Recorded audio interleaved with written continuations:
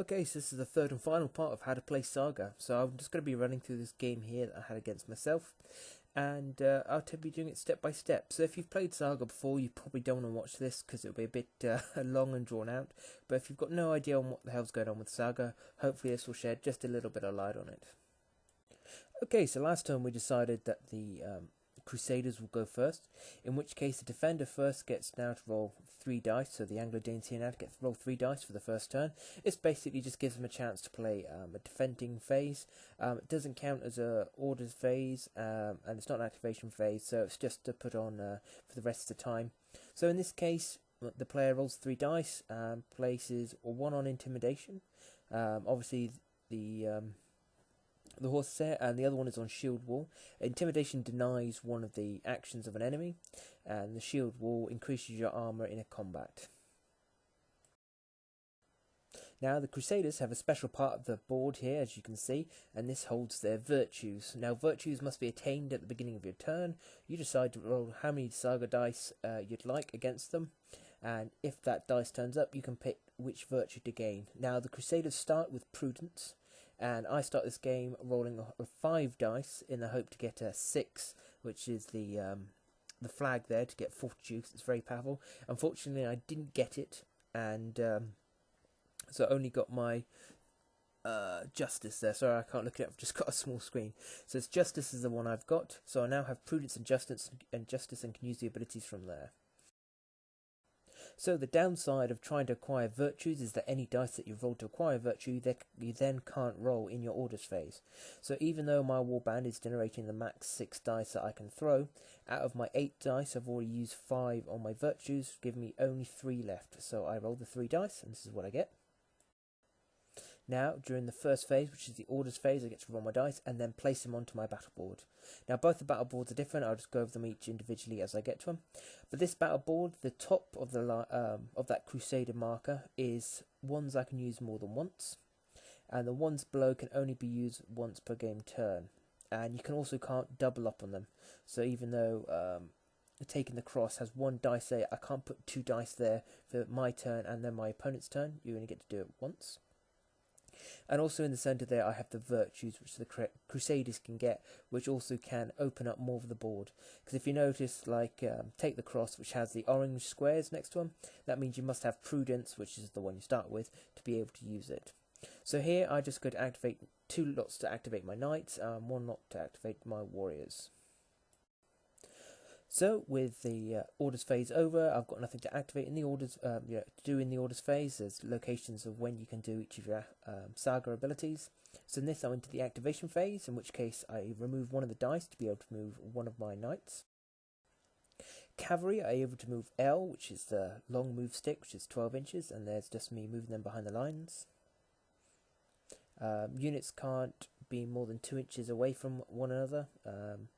Other than that, there's no other real coherency rules.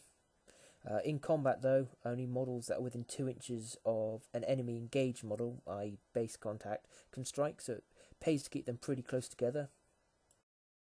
I'm now going to remove a dice for my Crusading Footmen, or my warriors. So, movement for infantry is 6 inches, which is the medium stick. If either infantry or cavalry go into terrain, they're both reduced to short, which is 4 inches. Cavalry also gain a fatigue for moving to uneven ground as well. But after calling that action, the Anglo-Dane player decides he's going to intimidate the action, and what that does is stops the action, so I still end up paying the dice for the movement of the warriors, but they don't count as moving, so if I try and move them again, they won't gain any fatigue. But for now, that's their action stopped. And finally, I pick up my knight dice and start moving my other mounted knights to the far flank there. So with that, we go to the Anglo-Dane turn, and here just me showing you the Anglo-Danes dice generation.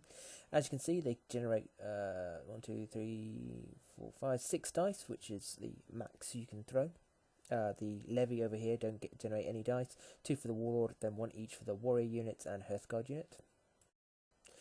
Players also have the option to keep the dice on their battle board if they wish to. If they do, they roll that for your dice. So in this case, I generate 6 dice. If I wanted to keep these 2 on here, I'd only roll 4 extra dice to add to the battle board. In this case, I want to try and get some different combination of dice, so I'll pick them up and add them to my 6 that I throw. And here's the combo of dice that I throw. So during my orders phase, I pick up one of my axes and then place it into noble lineage. What that allows me to do is turn any other dice to any other dice facing of my choosing. So I choose this dice and change it to the helmet, which is the rare dice facing for the Anglo-Danes. So as you can see here, this battle board is slightly different to the Crusader one. Down the left hand side in the grey section, they're the ones you can use more than once, while the other two columns are the ones you can only use once per turn. So what I do with this little helmet is second from the bottom, there's one called the activation pull. I'm going to place the helmet into that as it's part of the orders phase, and that allows me to roll 2 extra dice for the cost of that one, so that gives me a net of 1 increase of dice. And as you can see, I've managed to roll 2 more axes, which is unfortunately the common one, so I didn't get anything exciting with that lot. And I'd say the grey section I can do more than once, so I'm going to put my other helmet that I had and put it into the activation pool. And as you can see here, I managed to roll a horse and another helmet. So not needing any of the rare abilities that have the rare facing of dice on it, I decided to put this one into the activation pool as well. And managed to roll up 2 more axes. Now even if I rolled another helmet, I couldn't roll for any more dice because the max dice you can have at any time is 8. That is all the dice that you buy in any of the sets as well, so that is all you can use. So they're all my dice out, and hopefully I can do plenty with. So with the remainder of my orders phase, this is how I set up my battle board. So on the top left hand side, that's where I move my Huskarls or my Hearthguard, my elite units. Next one down is my warrior units or churls. Then I've activated Intimidation, so that's ready for a combat. Shield Wall, which has increased my armour. If you can see between there is a little plus sign, same as Hard Iron. If it's a plus sign, that means you need both dice in there. If it's just a row of dice, like in the bottom left hand side there, it's any of those dice count. So I've got Hard Design, which increases, allows me to rerun my defense dice, and I've got an increased shield from the Shield Wall there. So we're now on to the activation phase, and I activate one of my unit of Chels, which is my warrior unit. And I'm moving them forward here. As you can see here, my warrior units are in larger units than my Crusaders. This is because when you set up your game, you can set up your units into whatever size you wish, between 4 and 12. So I have 2 10-man unit warriors here, and a little 4-man unit warrior unit here at the back, just protecting my warlord. And activate some more Charles, and I just move them up there. Now warlords have got a special rule called Determination. This allows him to freely move once in the turn, so he moves here by himself. He also has the ability called We Obey, which a unit within short of him can also be activated to move. So here I'll move my warlord and the little bodyguard of Charles behind him. Then I'll activate my Hearthguard, and I just move them up here, as you can see. If you think there's not much to do with the movement in here because you can move in any direction, there's no unit coherency, do bear in mind that your units do block line of sight, and that you can only attack, as I said before, models within 2 inches of an engaged enemy model, which means keeping close is important, but also if you've got things like lever, you can form a skirmish screen by putting them in front of your line, and the enemy can't shoot through at the more expensive Hearthguard units. So it's over to the Crusaders' turn, and I'm going to go for my virtues. I'm going to risk 3 dice here to try and get a 6, and there you go, I managed to get my flag. And there's my Fortitude and Justice parts of my battle board are now available to me, Fortitude being the most powerful one. So here's dice generation, and as you see, I can generate 1, 2, 3, 4, 5, 6, 7 dice, but you can roll 6 dice at max, and I've also used 3 for my virtue, which means I'm only be rolling 5 dice. And there's my dice roll. As you see, I did roll a flag, which is my rare one, so I could have put that into the activation pool to get the extra dice, but unfortunately, because I've used my virtue and rolled 3 dice at it, the max dice I've got now is 5, so I can't get any more dice, so I do this. I manage to move my units, and I've also taken the cross as well, which allows me some extra movement. So, still in the orders phase, as you can see under the taking the cross it says orders underneath, so I've done in this phase. What this allows me to do is gain an extra VS or 2 inches to the movement of my infantry and an extra small or 4 inches to my cavalry. So I move my knights and they make their way around the wood. As you see there, I've got an extra 4-inch movement there. And my other unit of knights also head to the flank. I'm mainly going for the flank here because on the far side the enemy player's got Missile units and cavalry have a reduced armor value against missile units. So Hearthguard, which are normally a 5, go down to a 4 against missile units, making them very fragile against shooting. And here I'm activating my Crusading Footmen, which is the warriors for the Crusaders. And for this activation, I'm going to open fire on the enemy warriors in front of me. Range shooting in this game is bows and crossbows are long, which is 12 inches, while things like javelins, composite bows are 6 inches. Not wanting any of that, the opposing player then picks, or myself, then picks Intimidation, and as it sees, it's an activation reaction, and stops my activation. But I have another dice there, so I'm going to activate them again. So I open fire. You get 1 dice per 2 models of levy or warriors. You get one dice per model for Hearthguard. So I have 4 dice here attacking at my enemy warriors. Warriors have an armor of 4. Crossbow reduces the armor by 1, so that's an armor of 3. So I need 3 or more to hit them. So I've managed 3 hits there. And the enemy now gets to save. In combat, your defense roll is saved on 5s, but at shooting it's 4s. And as you can see here, only managed 1 4 or more, so 2 warriors go down. So just an overall look at the board at the end of the turn. We're looking something like this.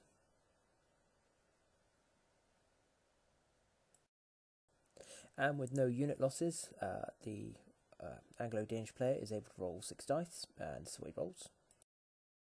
And again goes to the activation pool, and gets that. And wanting more dice, he decides to spend the dice in Noble Lineage to turn another dice, and chooses another dice to turn over, and of course sticks it straight into the activation pool.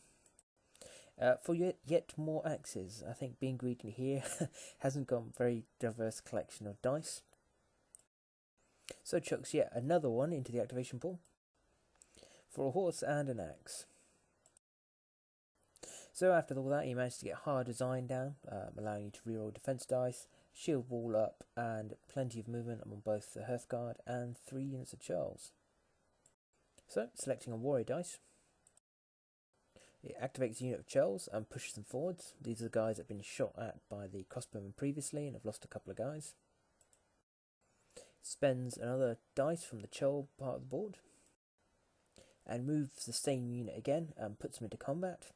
This red mark behind them represents fatigue. Now, if your previous activation was a shooting or movement activation, you'll gain a fatigue at the end of that movement or shooting. So as you can see here, they've now gained a fatigue going into the combat. Fatigue can be spent by the opponent, just give them little bonuses in combat representing your tiredness of your troops. So you can activate single troops multiple times up to their exhaustion level, in which case it's 4 for Hearthguard, 3 for warriors, 2 for levy.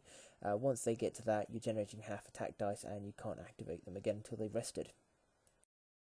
So first part of a combat is the dice generation, and these are warriors, so they get 1 dice per model. If it's Hearthguard, they'll get 2 dice per model, and levy get 1 dice per 3, so they're real pants in combat. So they have 8 apiece here.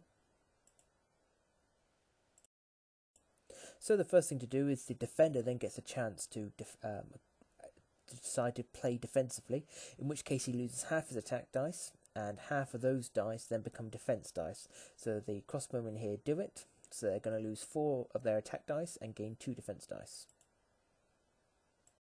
So the defense dice just been put to the side there, and now it's the attacker's turn to spend any SAGA abilities, and then the defender's fatigue if they have any. So you can see there, hard design can be used in melee. So he's going to spend the 2 dice then, and they're now allowed to reroll the failed defense dice. So after the attacker's done their abilities, the defender gets to do theirs. The Crusaders don't have any, unfortunately, but they can spend the attacker's fatigue. And what they decide to do is raise their armor by 1. So now they're hitting 4s instead of the 3s because they're crossbowmen. So this is the result here, the white being the Anglo-Danish and the purple being the Crusader. So the Crusader needs 4s, which is the standard armour of a warrior, and only manages 1, while the Anglo-Danes would normally need 3s, being crossbowmen, but since they raised their armour through fatigue, they also need 4s and managed to get 2. So the Crusaders take the two dice that hit them, plus the 2 defense dice they had extra from going defensive, and roll them. In combat, you need a 5+ to ignore the hit, and they managed a 5 and a 6. It's important to note here that you can never generate more attack dice or defense dice than double the amount that you have. So in this case, if I had only taken 1 hit on the Crusaders, they could only have 1 extra defense dice for the roll. But as you can see here, there's 2 saves made against the 2 hits, and they're okay. The Anglo-Danes only took 1 hit, so only had rolled the 1 dice, but failed to get their 5s. If it was shooting, 4 would have stopped it, but in combat you need a 5 or more to stop a hit. But they had played hard as iron, which allows the reroll of a failed cancel hit, which ended up a 5, so no damage taken. So the combat was a draw, with neither side inflicting any wounds, so in this case the attacker has to withdraw, and they withdraw 4 inches, or a short stick. And after the combat also, both units gain a fatigue. So, spending another activation dice, I'm going to activate a chill unit again. And I'm going to send them in again.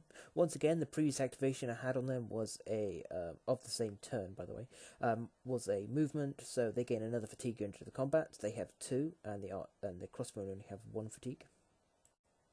So the attackers go in, dice are generated, 1 per model, and the defenders choose to go defensive. In this case, the crossbowmen aren't going to go defensive this time.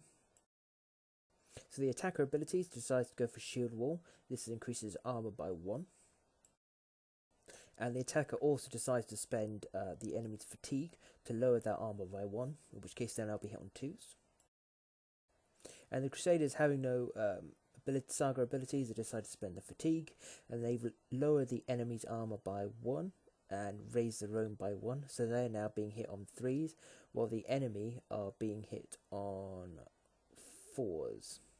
Because they've increased their armor through shield wall, so it went up to a 5 and now it's back to a 4.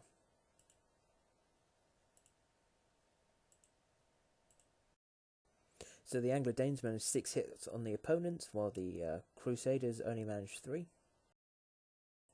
So fire is required to save in combat, and the Crusaders only managed to save 2, so they lose 4, while the Anglo-Danes managed to save 1 and only lose 2. So this time the Crusaders push back their 4 inches, or short, and gain a fatigue, and the Anglo-Danes also gain a fatigue for the combat. If they manage to wipe out the Crusaders, any friendly unit within short also would have gained a fatigue as well. So the Anglo-Danish warlord moves up again, activating his little unit with him. So he's going to activate the Hussars and remove them to the rear. And this is how we're looking so far. You've got 2 cavalry units, there's 1 up behind the trees there, and everyone else is pretty much sitting as you can see. From now here on in, I'm trying to speed up the game. I'm not going to go in through as much detail, but hopefully you'll see each step as they come, and hopefully it'll help you out. Okay, so we start with the Crusader's virtues, and he's going to use 2 dice against it and manage to get the most common dice roll, which means he's now got activated his whole battle board, which is ideal. Also means that he's got 6 dice to be able to roll for his SAGA abilities.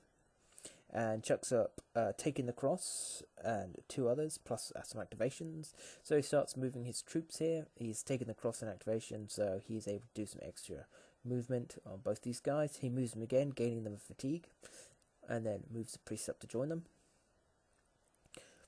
And as you can see now, on the other side, with the extra movement, he's able to get engaged with his Hearthguard cavalry.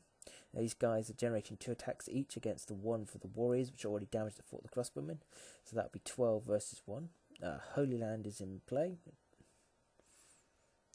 And also spends the fatigue, so this should be quite nasty for the Anglo-Danes there. And then we've got, 7 attacks on the Anglo-Danes, but only 1 goes through against the Knights there. So yep, manages to wipe all of them out, and that's how it looks at the end of the Crusader turn. So the Anglo-Danes are now set up, but they've now lost a unit, so they've only got 5 dice to roll. But they do with the helmet to gain an extra dice, so they now have plenty of activations on their Hearthguard, plus Shield Wall and hard design. So he's going to move the Hearthguard up to engage the enemy Hearthguard. The Anglo-Danish have Dane axes, which reduces their armor by 1 in melee, but also the opponent's armor by 1 in melee. You may not think that's a huge advantage, but with the help of Shield Wall increasing your armor, all it does is reduces the enemy's armor by 1. And they're also going to be playing hard design, so this should be very interesting here, as they have attack.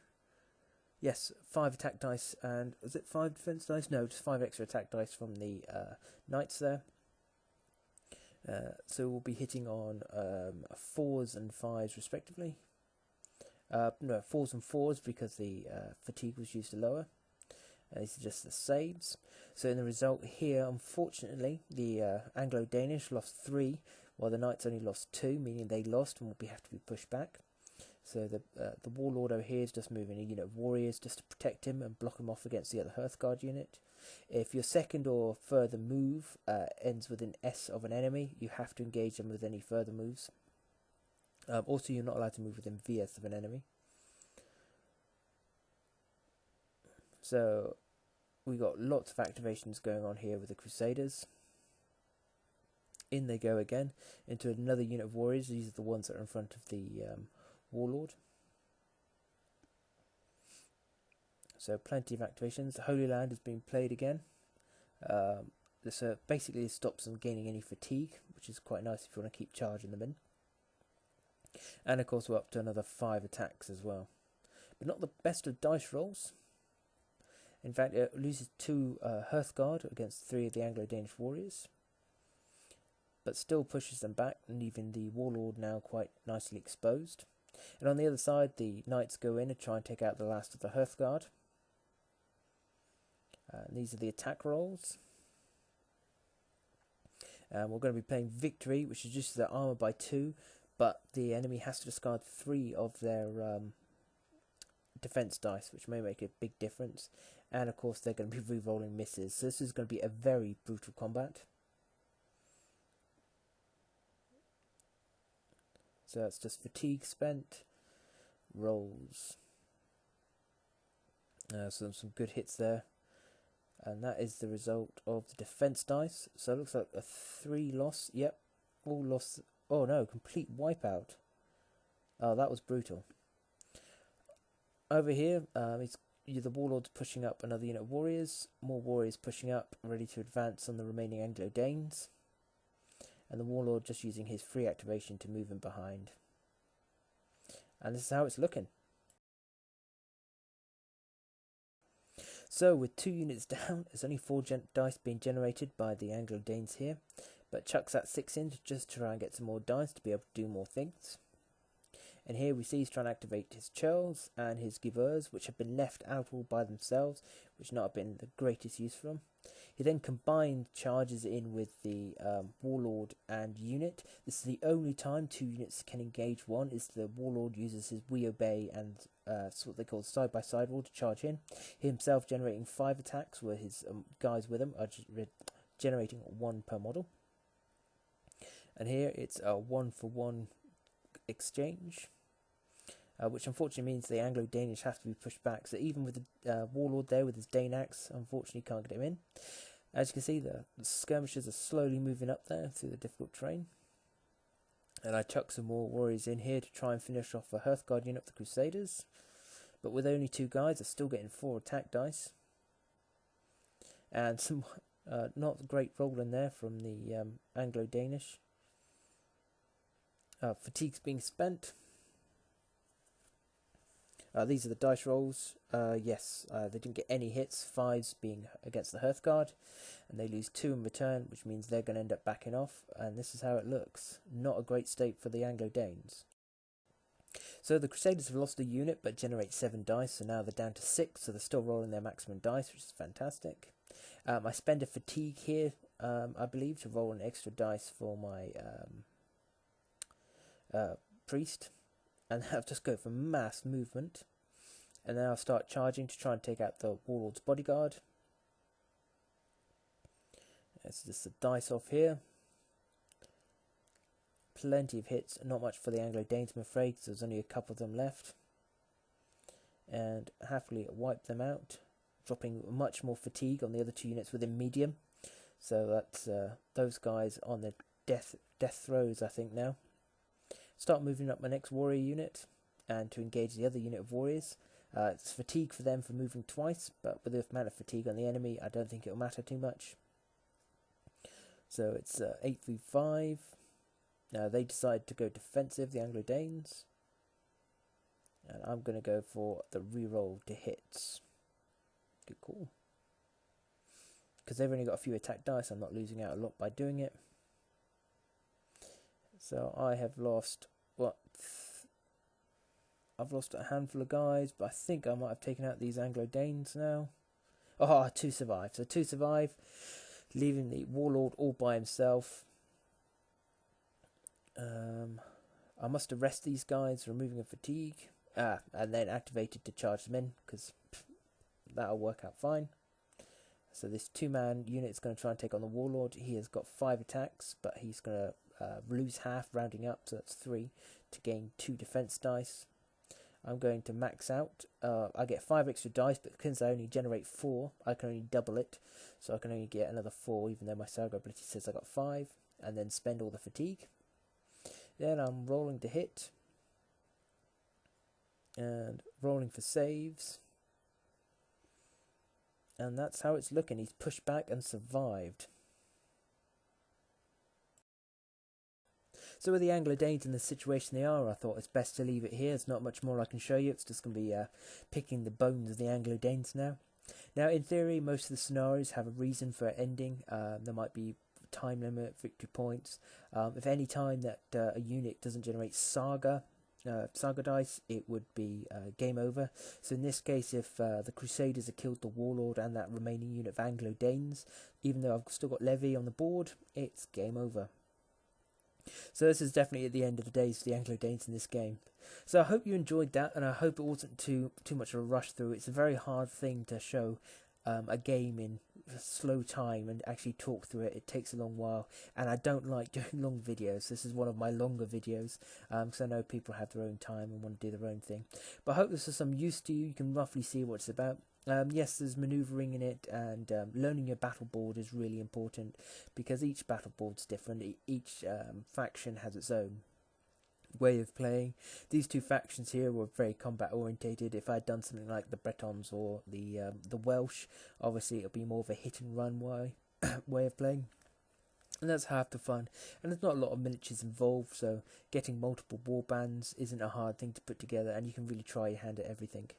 So hopefully this was good to you. I'm sorry it took so long to get out, but it was quite a trial to get through with, God knows, 100, near 200 photos to try and work out how to put this into kind of an easy to learn system.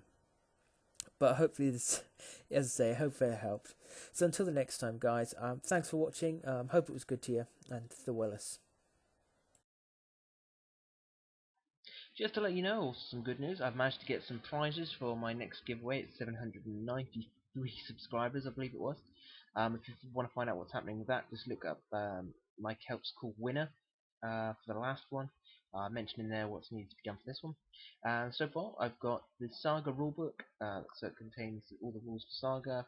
I have 4 initial battle boards as well, and also I've got some Christian dice there and some Viking dice as well.